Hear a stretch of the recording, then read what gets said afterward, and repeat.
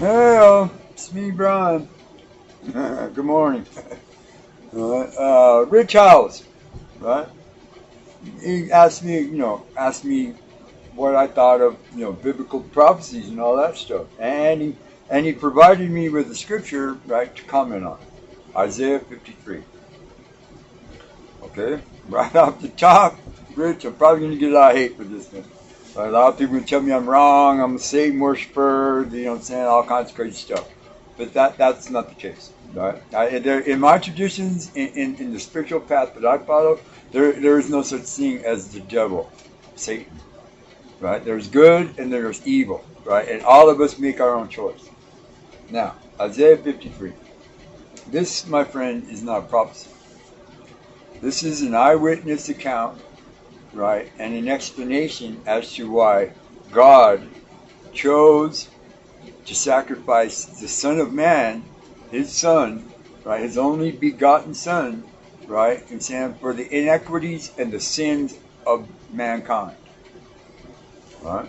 It's a commentary, you know what I'm saying, on the reasoning why, and he cites examples of how the people reacted to the crucifixion of Jesus, how they mocked him, you know what I'm saying, how they just put him down, laughed at him, you know what I'm saying, right? And, yelled things at him like, if you're the Son of God, where's God to save you? Stuff like that.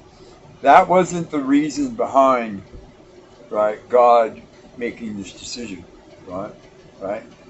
In the commentary, you can see God's reasonings. Why? People had turned bad, they had turned away from God, they turned away from themselves, you know what I'm saying? And greed and enrichment and all of these things, right, were playing havoc with humanity during this time.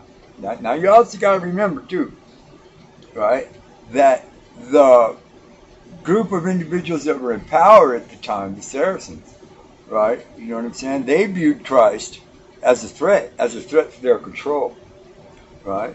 You know what I'm saying? And Pontius Pilate, remember, washed his hands of the whole deal. I ain't got nothing in it. Was because he didn't want to risk, right, the tenuous hold that the Romans had on Palestine and that the land of Israelis and everybody else, right? Because remember they were at war, right? The Romans and the Israelis, the Jews, right? So. What do I think about other religious, prophecies? Well, these individuals were in their mind and in their heart believed that God gave them a vision, right, of the future of mankind, right, and it's these prophecies are their interpretation of either a direct or an indirect, right, conversation, right, with God, right? These prophecies, in my opinion, these prophecies are there. They're laid out there. It's just like the Grimm's tales. You know what I'm saying? All of the old Norse tales and the Celtic tales, right? That are designed to teach you, to instruct the younger minds in the correct way of being an adult human being and interacting, right? The prophecies basically to me are just like Christ's parables. You know what I'm saying? Stories, right? You know what I'm saying? About what these individuals, about what their vision showed them, right? In the future. You know what I'm saying? Not so much in the context of their future, but farther into the future. These things were going to come about because of the way we humans, you know what I'm saying, were steering our directions. Because remember, at this time, there were literally thousands of different traditions and ideas and religious dogma and theologies, you know what I'm saying, that people were just, working out. You know what I'm saying? I mean, Muhammad was a prophet, right? But if you read the Quran and you try to understand Islamic mindset, the Muslim mind, you know what I'm saying, right? It's still the prophecies from Allah, God. He's still the same person. It doesn't matter if you're Semitic, or Islamic, you know what I'm saying, Jewish or Muslim. It doesn't matter. They're still talking about the same God, right? You know what I'm saying? Muhammad laid down the rules that were left out of the Bible, right? In the books of the Bible, right? Most of the books of the Bible are commentary on the teachings of Christ. Because remember, each one of these individuals that wrote the books of the Bibles were disciples, followers of Christ. They were there when he said all these things. They were there when he did all these things. Right? Muhammad was 500 years later. But yet, Muhammad's vision, Muhammad's prophecy, right, was basically the same as the Christian version. You understand? It was about us and about how we approached life and about the things that we thought about. You know what I'm saying? The battle of good and evil inside of all of us. That's what I think these prophecies were for. You know what I'm saying? Right? And you notice we haven't had a really good prophet, right? You know, saying come along. You know, saying since I mean, there have been some modern day prophets, Edgar Casey. You know what I'm saying? Howard Hughes. Howard knew what was going on. You know what I'm saying? There have been a lot of them. Carl Sagan. You know what I'm saying? But they're not proselytizing. You know what I'm saying? The words of God. They're these individuals that are into the future that the previous prophets talked about, right? Trying to give us the information and the knowledge, you know what I'm saying, to make us better so that we could win that battle of good and evil. You know what I'm saying? And make the right choices, and move forward into humanity, right? Here, I'll make a prophecy. Anywhere between 40 and 100 billion years from now, the sun's going to explode.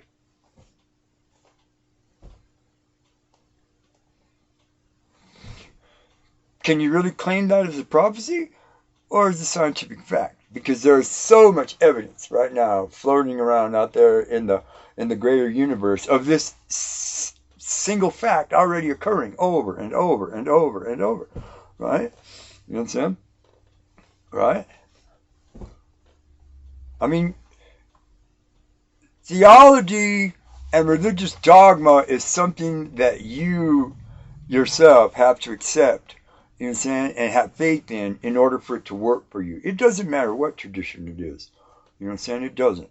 Right? The more you study, the deeper involved you get, the more that you try to walk in the steps of these individuals, you know what I'm saying, the greater chance you have of becoming one of these individuals, you know what I'm saying, one of these people that's, that's above, right, the jealousies and the pettiness, you know what I'm saying, and the inequities of, mankind, right? I mean, that's, in my mind, that's the greatest pinnacle of human, right? The mind of the human is that you achieve this level, you know what I'm saying? Right? And that you move forward and that everything you do doesn't have to be a conscious thought, right? To be good or to do it right. You know what I'm saying? That it comes from in here, right? You know what I'm saying? Your brain is not who you are. I've said this a billion times. It's not who you are. It's the part of you that thinks. This is what sets us apart from the animals. You know what I'm saying? And the animalistic sphere, right, of the energy of the universe, right? This is what raises us above them, is our ability to reason, our ability to think in a moving fashion, you know what I'm saying? But nowadays, a lot of people don't think the right things. They're not interested in becoming a better person. They're only interested in becoming a wealthier person. This is one of the main reasons why Moses got pissed off when he came down off of the mountain with the Ten Commandments, because all of the people were down there worshiping the golden calf, right? They were worshiping the money, you know what I'm saying? They were believing in all of that stuff that Lucifer, you know what I'm saying, and all the bad people were pushing around. Hey, party life, let's have a good time, you know what I'm saying? They wandered to the desert for 40 years, struggling, dying and scratching the ground and trying to live, right? And they all got here to this mountain, and Moses said, hang on, I got to go upstairs and talk to the man, right? He's going to tell me what we're going to do. And everybody waited and waited and waited, right? You know what I'm saying? A couple, 6, 7, 8, 10 days later, there's still no Moses. Hey, man, what the hell's going on, Moses? I thought you were coming down to tell us what to do. And, you know, this leader popped up, and that revolutionary popped up, and this psychopath popped up, and everybody said, oh, all these people are crazy. I'm just going to do whatever I want. Right? And then when Moses came back down the mountain after talking to God, and God told him all of these things, right? And Moses seen it with his own 2 eyes, and he's like, oh my God, he's right. The world is coming to an end. And bang! He went off.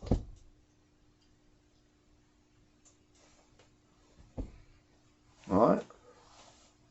If you're going to believe, right, then you have to believe with all of your being, all of yourself, right? You know what I'm saying? In order for it to work for you, no matter what it is, right? I mean, look at some of all the bad people. You know what I'm saying? Al Capone, right? John Gotti, you know what I'm saying? Mussolini, right? Hitler. Look, you know what I'm saying? They all enjoyed their 15 minutes that Andy gave them, right? You know what I'm saying? And they did some very heinous and terrible things during their 15 minutes, right? But they still enjoyed what they had. Good, bad, evil, righteousness. It, you know, there's 2 sides to everything, right? You have to decide which side you want to be on. Oh, you're a devil worshiper, Brian. No, I'm not. I accept Christ. I accept God. You know what I'm saying? Just like I accept all the other gods from all the other traditions. Right? You know what I'm saying? I don't base my belief or my faith on anything greater than the greatest thing of all. This is me, Brian. Please like and subscribe and leave your comments. Right? If you think other people need a varying view. Thanks, Rich.